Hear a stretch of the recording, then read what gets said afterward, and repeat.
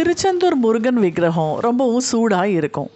சந்தனம் அரைச்சு சிறிதும் தண்ணீர் இல்லாதவாறு நன்கு வடிகட்டி அதை விக்கிரகம் மீது முழுசாக தடவி பூசி மூடிடுவாங்க. மாலை சந்தனம் அழிக்கும்போது நிறைய தண்ணீர் இருக்கும். சந்தனம் சொத சொதன்னு சிலை முழுக்க வழிந்தோடும். வெள்ளையர்கள் இந்தியாவை ஆண்டபோது நடைபெற்ற நிகழ்ச்சி இது. சர்வ அலங்காரங்களோட எம்பெருமான் கந்தவேல் திருச்செந்தூரில் உள்ள வசந்த மண்டபத்தில் எழுந்தருளி இருக்கார். அப்போது 1803ஆம் ஆண்டு திருநெல்வேலி மாவட்ட கலெக்டராக இருந்த லூசிங்டன் பிரபு என்பவர் திருச்செந்தூர் வந்திருந்தார். முருகனுக்கு நடைபெறுற வழிபாடுகளை கண்டார். இறைவனுக்கு அளிக்கப்படுற சோடர உபச்சாரம் எனப்படுற 16 வகை உபச்சாரங்களுக்குள் விசிறி வீசுதலும் ஒன்று.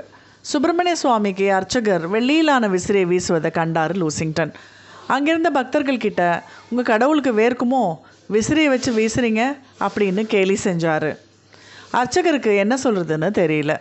துணிவை வரவழைச்சிக்கிட்டு, ஆமாங்க, எங்கள் சண்முகனுக்கு வேர்க்கும் என்று கூறி முருகன் அணிந்திருந்த மாலையையும் கவசத்தையும் அகற்றி காண்பிச்சார். முருகன் திருமேனியில் திட்டு திட்டா வியர்வை அரும்பி இருந்ததை கண்டு வியந்தார் லூசிங்டன். வீடு திரும்பிய கலெக்டருக்கு அதிர்ச்சி காத்திருந்தது, மனைவியோட வடிவில். ஆமாங்க, அவர் மனைவி திடீரென கடுமையான வயிற்று வலியில் துடிச்சாங்க. சுலை நோய்னு சொல்லுவாங்க. இந்நோய் கண்டவர்களுக்கு நெருப்பு கங்குகளை விழுங்கியது போல வயிறு வலிக்கும்.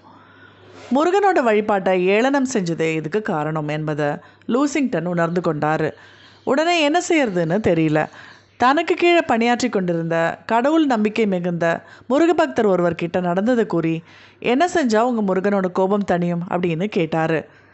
அவர் கூறிய உபாயத்தின்படி உடனே திருச்செந்தூர் ஓடோடி சென்று, முருகப்பெருமானே, என்னை மன்னிச்சுடு, என் மனைவியை காப்பாற்று, அவள் படுற துயரத்தை கண்டு என்னால் சகிக்க முடியல, உன்னோட ஆலயத்துக்கு தேவையான பொருட்களை நான் என் சொந்த செலவில் வாங்கித்தரேன் அப்படின்னு மனமுருக வேண்டிக் கொள்ள, எங்கும் நிறைந்திருக்கிற பரபிரம்மம் முருகப்பெருமானின் தனி பெருங்கருணையினால் லூசிங்டன் பிரபுவோட மனைவிக்கு இருந்த வயிற்று வலி அதிசயத்தக்க வகையில் உடனடியாக நீங்கியது.